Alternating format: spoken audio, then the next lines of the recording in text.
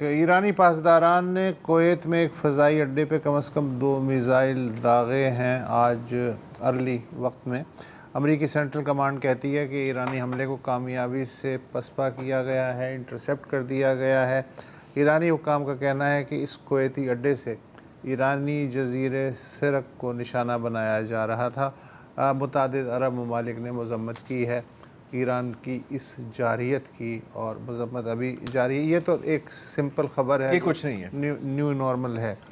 اصل چیز کچھ اور ہے، وہ یہ ہے کہ ہمارے جو وزیر خارجہ ہیں اسحاق ڈار، ان کی عباس عراقچی صاحب سے آج ٹیلی فونک رابطہ ہوا، اور اس کا بیک گراؤنڈ یہ ہے کہ ایرانی خبر رساں ایجنسی تسنیم، جو کہ پاسداران کے قریب سمجھی جاتی ہے، تو تسنیم کے مطابق امریکہ کے ساتھ لا حاصل بات چیت کا سلسلہ معطل کر دیا گیا ہے، کیونکہ ایران کو مسلسل شکایت ہے کہ امریکہ کسی ایک نقطے پہ رضامند ہونے کے اگلے روز ایک نئی تشریح یا مطالبہ سامنے لے آتا ہے، یعنی گول پوسٹ کندھے پہ رکھ کے وہ گھوم رہا ہے، بھاگ رہا ہے۔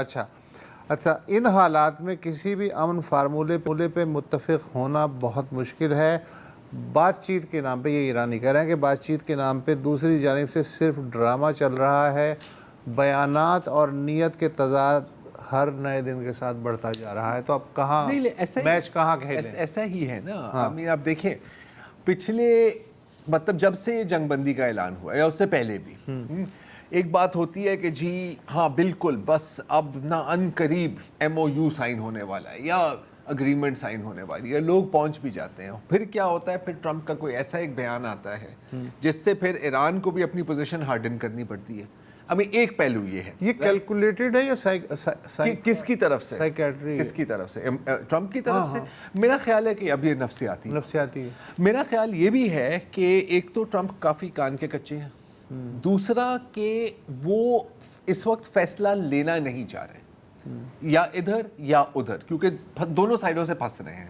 دوسری بات ہے کہ اکثر یہ تو بات ہوتی ہے نا، اور ویسٹرن میڈیا میں آپ اکثر دیکھ رہے ہوتے ہو کہ یار پاسداران کا ایک موقف ہے، جو دوسرے ہیں پیزیشکین صاحب ان کا ایک الگ موقف ہے، ان کے بیچ میں نا ایک بڑی ٹسل چل رہی ہوتی ہے، کچھ حد تک یہ نارمل ہے، یہ ہر ریاست میں ہوتا ہے۔ امریکہ کے اندر کیا ٹسل چل رہی ہے، وائٹ ہاؤس اور ان کے جو قریبی لوگ ہیں ٹرمپ کے، ان کے بیچ میں کیا ٹسل چل رہی ہے؟ ہم جانتے ہیں کہ جیرڈ کشنر نیتن یاہو کے بہت قریب ہیں، ہم یہ بھی جانتے ہیں کہ جو ڈونلڈ جونیئر ہے، اس کے بارے میں آپ جو بھی سمجھیں، اس کا بظاہر موقف یہ لگ رہا ہے کہ وہ چاہ رہا ہے کہ یار اس جنگ کو روک دیا جائے۔ جے ڈی وینس کا بھی یہی ہے۔ تو میرا خیال ہے کہ ٹرمپ کا یہ ہوتا ہے کہ جب ایک اگریمنٹ سامنے آ جاتی ہے، وہ پھر جیرڈ کشنر دیکھتا ہے، ٹرمپ نیتن یاہو بھی دیکھتا ہے، اور پھر وہاں سے ایک سپوائلر آ جاتا ہے۔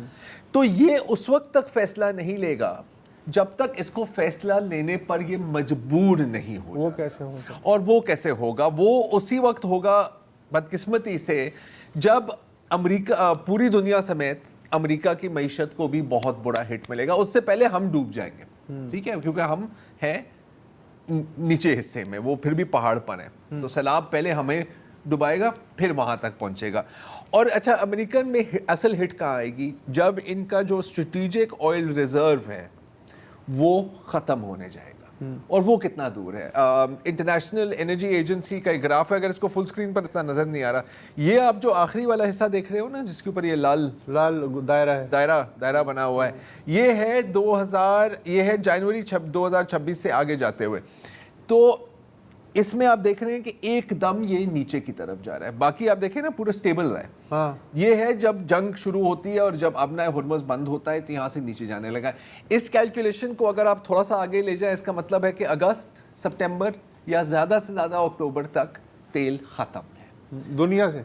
امریکہ کی بات کرو، اب دیکھو دنیا کا تیل ختم ہو جائے اس سے امریکہ کا تیل تو ابھی میرے خیال جولائی اگست میں بھی ختم ہو جائے، جولائی اگست میں ہی ختم ہو رہا ہے۔ اچھا، اس کے ساتھ ساتھ ایکسون کو مطلب کون نہیں جانتا، بہت بڑی جو جائنٹ آئل کمپنی ہے، ان کے جو نائب صدر ہیں، ان کا کہنا ہے کہ بھائی 3 ہفتے کے بعد ایک ایسی آئل پرائس میں اضافہ آنے والا ہے کہ اکنامک کولیپس ہو جائے گا۔ جب تک یہ نہیں ہوتا تو میرا نہیں خیال کہ ٹرمپ ہاں یا نہ میں کوئی بھی فیصلہ لے گا۔ اچھا، یہ ایک فیکٹر ہے۔ اب دوسرا فیکٹر کیا ہے؟ دوسرا فیکٹر ہے جس کے بارے میں آپ کچھ نہیں کر سکتے، اور اس کا نام ہے نیتن یاہو اور اسرائیل، بلکہ نیتن یاہو کیا۔ آپ کو یاد ہے کہ جب جنگ بندی ہوئی تھی لیکن پاکستان نے کامیابی سے ان دونوں کو بٹھا کے کہا تھا کہ یار کم از کم تھوڑی دیر کے لیے رک جاؤ. تو اس وقت جو اس کی جو 14 پوائنٹس تھے یا جتنے بھی تھے, اس میں ایک چیز ظاہر ہوئی تھی کہ امن کی چابی لیبنان میں ہے, اور ہم نے یہ بات بھی کی تھی, آپ کو یاد ہوگا کافی تفصیلی. امن کی چابی لیبنان میں ہے, لیبنان کی چابی نیتن یاہو کے پاس ہے, اور نیتن یاہو امن چاہتا ہی نہیں ہے. اسی لیے آپ نے دیکھا ہے کہ اس نام نہاد جنگ بندی کے دوران وہ مزید آگے بڑھتے گئے ہیں, مزید آگے بڑھتے گئے ہیں. میں اس پہ نا بعد میں آنا چاہ رہا ہوں لبنان پہ. ابھی آپ نے ایک تھیوری پیش کی, میں چاہتا ہوں تھوڑی سی اور وضاحت کریں آپ اس کی. آپ نے کہا کہ یہ تب سینسز میں آئے گا امریکہ شاید کہ جب باقی دنیا کا جو ہے دیوالا پٹ چکا ہوگا, وہاں تیل ختم ہو جائے گا, اور پھر ایونچولی وہ جو ہیٹ ہے وہ پھر امریکہ بھی برداشت کرے گا. اور آپ نے اس کے لیے کوئی اکتوبر نومبر کی بات کی ہے, ٹھیک ہے. میرا خیال یہ ہے, ناقص خیال, کہ ٹرمپ اس کیلکولیشن پہ کھیل رہا ہے کہ اس وقت جتنی آئل کنزمپشن ہے یو ایس کی, اس کا صرف 20% باہر سے وہ منگواتا ہے. باہر سے مراد یہ ہے گلف سے. باقی 80% میں وہ الحمدللہ خود کفیل ہے, اور اب تو اس کے قبضے میں دنیا کا جو سب سے بڑا تیل کا ذخیرہ ہے, سعودی عرب سے بھی بڑا, وینزویلا کا, وہ بھی آ گیا ہے. اور جتنی بھی ریفائنریز ہیں ساؤتھ کی, امریکہ کی, وہ جو ہیوی آئل ہے وینزویلا کا اس پہ ٹیونڈ ہے ہمیشہ سے. تو اگر ساری دنیا میں قحط بھی پڑ جائے, تیل کا پٹس بھی پڑ جائے, تو بھی کیا فرق پڑتا ہے, وہ ناکہ بندی جاری رکھے گا, وہ خطرہ تو یہی کنٹینیوٹی رکھے گا. امریکہ کی صحت پہ کیا اثر پڑ رہا ہے؟ دیکھو یہی تو ڈر ہے نا. میں تو صرف ایک ہائپوتھیٹیکل دے رہا ہوں کہ یہ ایک پوائنٹ ہو سکتا ہے جس میں وہ کہے کہ یار اب بس ڈیل کر لیتے ہیں. لیکن کیا اس کو امریکہ کی عوام زیادہ پیاری ہے یا اس کو اسرائیل زیادہ پیارا ہے؟ اور اگر اسے یہ بھی انسینٹیو ہو کہ یار ہم تو جتنا گزارا کر لیں گے, ہمارے پاس تیل ہے, آس پاس وینزویلا بھی ہے, یہ جو چین ہے اس کو مزہ چکھا دیں گے. یار یہ بھی ہو سکتا ہے نا, یہ بھی ہو سکتا ہے. یہ بالکل ایک اس میں ایک بہت امپورٹنٹ میرا خیال ہے کہ پوائنٹ ہے کہ یار ہمیں بھی نقصان ہو رہا ہے لیکن تمہیں زیادہ نقصان ہو رہا ہے. تو میرا جو ہمسایہ ہے, میں اس کی دشمنی میں اس کا گھر جلانے کے چکر میں اگر پورا محلہ بھی جل جائے, سو واٹ. ہاں, اور میرے 3 کمرے بچ گئے ہیں, میں تو پھر بھی میرے گھر. تو یہ چیزیں مجھے اتنی سمپل نہیں لگ رہی. نہیں, اتنی سمپل شاید نہیں ہے نا, یہی تو مسئلہ ہے. دیکھیں, اور ایک اور چیز جو ہو رہی ہے کہ آپ مطلب سوچنے کی کوشش کریں کہ اس وقت پاکستان کی قیادت میں کس حد تک فرسٹریشن ہو. اب آپ امیجن کریں ایسے دو فریق کے بیچ میں کسی قسم کا سمجھوتا کروانا. یہاں ایک دن کوئی بات ہوتی ہے, آپ سب کہتے ہیں یار بس صحیح ہے یار, اب اس پہ تو سب راضی ہیں نا. پھر وہاں سے آتا ہے کہ نہیں جی میں نے تو ماموں یہ کہہ رہے ہیں, پھر وہ کہتے ہیں کہ اچھا اب یہ کہہ رہے ہو تو پھر میں تو بالکل نہیں پیچھے ہٹنے والا, اور پھر دھمکیاں شروع ہو جاتی ہیں, اینڈ دین یو ریپیٹ. تو میرا خیال ہے کہ یہاں بھی یہ سوچ پائی جا رہی ہے اب کہ جب تک بہت کوئی بڑی تباہی نہیں آئی تو کسی میں کوئی ارجنسی نہیں ہوگی. وہ کہیں گے کہ صحیح ہے, چل رہا ہے ایسے تو چلنے دو پھر. بیکاز دیکھو ایران کی طرف سے ہم کیا دیکھ رہے ہیں. اچھا, یہ جو ابھی بیان آیا ہے, اور ابھی ہم لیبنان پہ بھی بات کریں گے, کہ بھائی ساری بات چیت ختم ہے کیونکہ لیبنان میں جب تک جنگ بندی نہیں ہوتی تو کہیں اور بھی معاہدہ نہیں ہو سکتا. رائٹ, یہ کمزور فریق کبھی نہیں کہتا. رائٹ, یا جو فریق اپنے آپ کو کمزور سمجھ رہا ہے, پیش تو اپنے آپ کو سبھی طاقتور کرتے ہیں نا, وہ تو کوئی مسئلہ ہی نہیں ہے. جو اپنے آپ کو کمزور سمجھ رہا ہے وہ کبھی ایسی بات نہیں کرے گا کہ میں نے نہیں بات کرنی. وہ کہیں نہ کہیں آپ کے ساتھ کمیونیکیشن جاری رکھے گا, جس کا مطلب ہے کہ تہران میں کوئی ڈیسپریشن نہیں ہے, کیونکہ اگین ان کے لیے وہ تو اپنے گھر میں بیٹھے ہوئے ہیں, اور ان کے لیے بقا کی جنگ ہے نا. ہم ڈے 1 سے یہ بات کر رہے ہیں نا. آپ مطلب, اور اب تو سب اسی لائن پر آ گئے ہیں کہ یار یہ امریکہ کے لیے شکست ہے, اس لیے نہیں کہ امریکہ کے اوپر کوئی بمباری ہو رہی ہے یا امریکہ تباہ و برباد ہو گیا ہے, نیو یارک میں آگ لگ گیا ہے. امریکہ اپنی مرضی نہیں چلا پا رہا. اور دیکھو جنگ میں جیت اور ہار کا تعین کیسے کیا جاتا ہے یار. کیا آپ اپنے مقاصد حاصل کر سکے ہیں یا نہیں, اور کیا آپ نے اپنے دشمن کو اپنے مقاصد حاصل کرنے سے روکا ہے یا نہیں. تو دونوں پوائنٹس پر it is a no and a no for America. اور یہاں میں ابھی چونکہ بریک بھی لینا ہے, میں ایک شریف ملک کا ذکر کرنا چاہتا ہوں, عمان. اس نے کیا قصور کیا ہے, ٹھیک ہے, لیکن وہ ہاتھیوں کی لڑائی میں وہ جو گھاس کے کچلنے کا خطرہ ہوتا ہے وہ مجھے لگ رہا ہے مثلاً ایرانی ظاہر ہے کہ اپنے حساب سے وہ چل رہے ہیں، شطرنج ہو رہی ہے نا، تو وہ ہر دوسرے دن کہہ دیتے ہیں کہ آبنائے ہرمز پہ یا تو ہمارا حق ہے یا عمان کا ہے، اس لیے کہ ہمارے سمندری علاقے میں پڑتی ہے۔ اب ٹرمپ جو ہے وہ کہہ رہا ہے کہ اگر وہ بھی ایران کے ساتھ اس ارینجمنٹ میں شریک ہوتا ہے تو ہم اسے دشمن تصور کر کے اڑا سکتے ہیں۔ عمان کے لیے یہ لفظ استعمال کر رہا ہے جو کہ اس کا ایک طرح سے الائی بھی ہے۔ تو مجھے مطلب اس دنیا میں شرافت کی کوئی قیمت نہیں، کوئی ہے ہی نہیں یار، یہ غنڈوں کی دنیا ہے، مطلب بدماش ہی یہاں پہ قائم رہ سکتے ہیں اور کوئی نہیں۔ اب آگے اگلا سیگمنٹ جو ہے پھر لبنان میں کیا بدماشیاں ہو رہی ہیں، اور نہیں ابھی اور بھی ہے، ابھی وہ تو باب المندب کی بھی بات اب بازار میں گھوم رہی ہے، تو وہ تو پرانی گھوم رہی ہے۔ اسرائیلی وزیر اعظم نیتن نے حزب اللہ کا جو گڑھ ہے جنوبی بیروت، اس پہ ایک بھرپور حملے کا حکم جاری کر دیا ہے۔ اسرائیلی فوج نے یہاں رہنے والے مکینوں سے کہا ہے کہ وہ جلد از جلد، یہ ڈہائیا کا علاقہ کہلاتا ہے، یہ فوراً نکل جائیں تو، اور اس وقت جو ہے وہاں جیم ہیں سڑکیں، مطلب لوگ جو ہیں ان کی سمجھ میں نہیں آ رہا کہ یہاں سے نکل کے کہاں جائیں اور کیا کریں۔ بہرحال یہ ایک اور ہیومن ٹریجڈی۔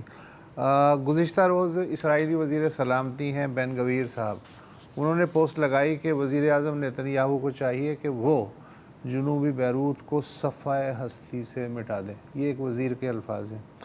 ایرانی پاسداران نے ریئیکٹ کیا ہے آج جب یہ اعلان ہوا کہ جنوبی بیروت پہ ایک ٹھیک ٹھاک حملہ جو ہے ہونے والا ہے، تو ایرانی پاسداران نے کہا ہے کہ اگر جنوبی بیروت پہ فوج کشی ہوئی تو پھر جو شمالی اسرائیل میں بسنے والے باشندے ہیں انہیں بھی تیاری پکڑنی چاہیے، اپنی خیر منانی چاہیے۔ اب اس کا کیا مطلب ہے یہ مجھے نہیں معلوم، لیکن بہرحال انہوں نے یہ کہا ہے پاسداران نے۔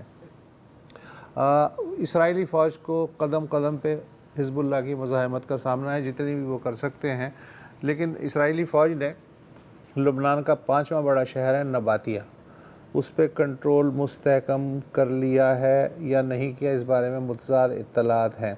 لیکن اسرائیل نے نباتیہ کے نواح میں واقع صلیبی دور کا ایک ہے قلعہ یا کاسل بیوفورٹ، اس پہ قبضہ کر لیا ہے، مگر حزب اللہ والے کہہ رہے ہیں کہ قلعے کے ارد گرد شدید جھڑپیں اب بھی جاری ہیں۔ یہ جو بیوفورٹ ہے کاسل، یونیسکو کی جو عالمی ہیریٹیج لسٹ ہے اس میں بھی شامل ہے۔ اچھا، اور یہ پہلی بار نہیں ہوا ہے کہ اسرائیل 1982 سے سن 2000 تک بھی اس قلعے پہ قابض رہ چکا ہے۔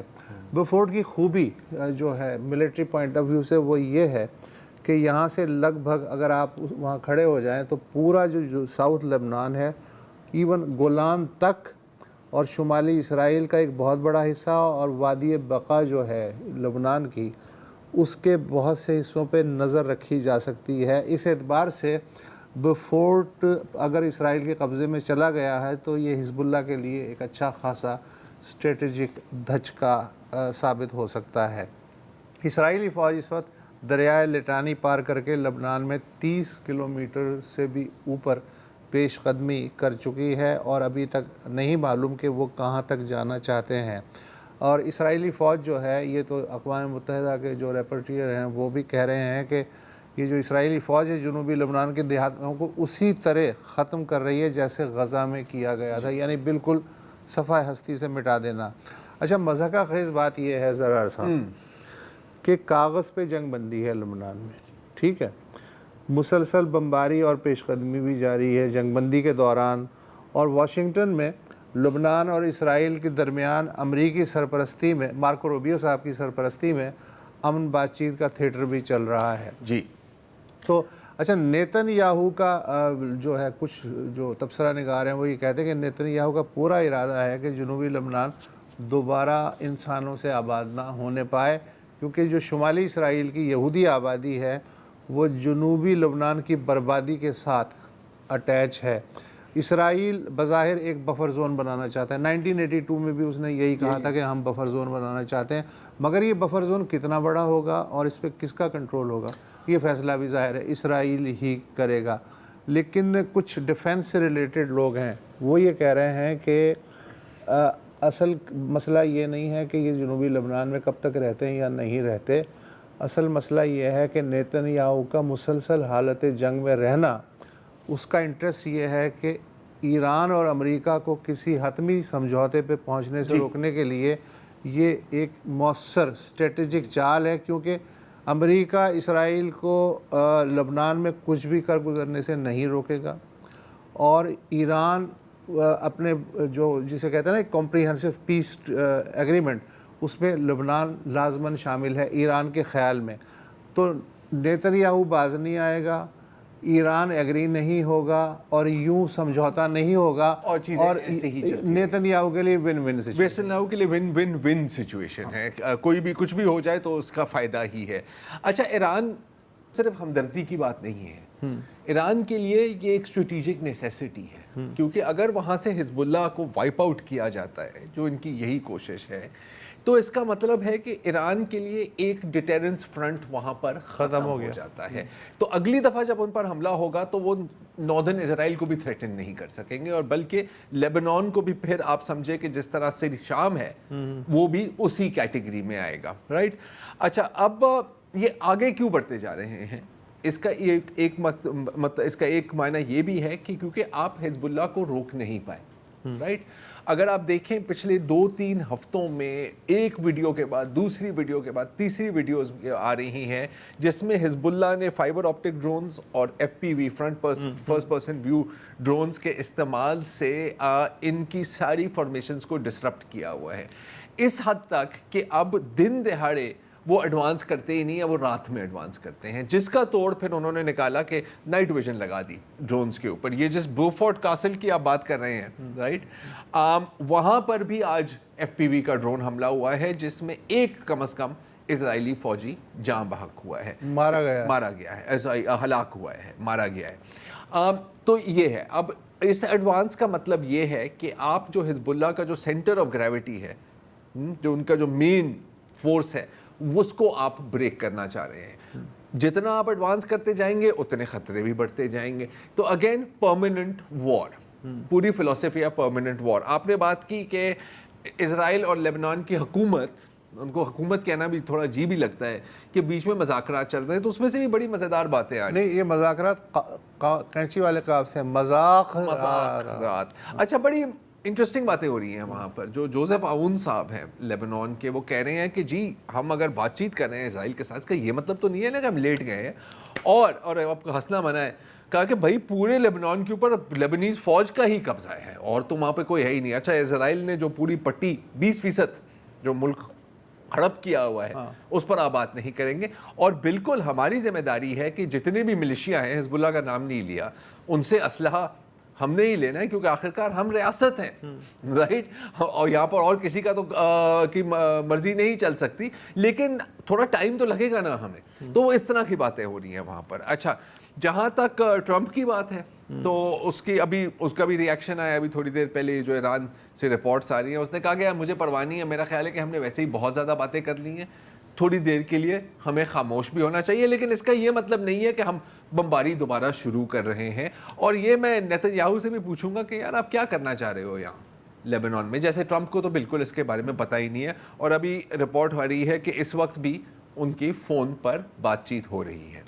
جہاں تک اسرائیل کی بات ہے، جیسے آپ نے پہلے ہی بیان کیا، غزہ ٹیکٹکس وہاں پر استعمال کیے جا رہے ہیں اس حد تک کہ جو پناہ گزین کی مدد بھی کرنے کی کوشش کرتے ہیں، یا ایمبولینسز وہ تو خاص نشانہ ہے نا. ابھی تک کوئی 300 سے زائد میڈیکل پرسنل تو انہوں نے اسی راؤنڈ میں مار ڈالے ہیں. اور ایک بہت وہاں پر ایک مشہور ریسٹورنٹ ہے آرچ الملوک، اس کو بھی ابھی تباہ کیا گیا ہے، اور صرف اس لیے شاید کیونکہ جو لوگ مطلب نقل مکانی کر کے جا رہے تھے ان کو وہاں پر مفت کھانا اور بیٹھنے کا ان کا پورا انتظام وہاں پر کیا گیا تھا، تو اس کو بھی تباہ کیا گیا ہے.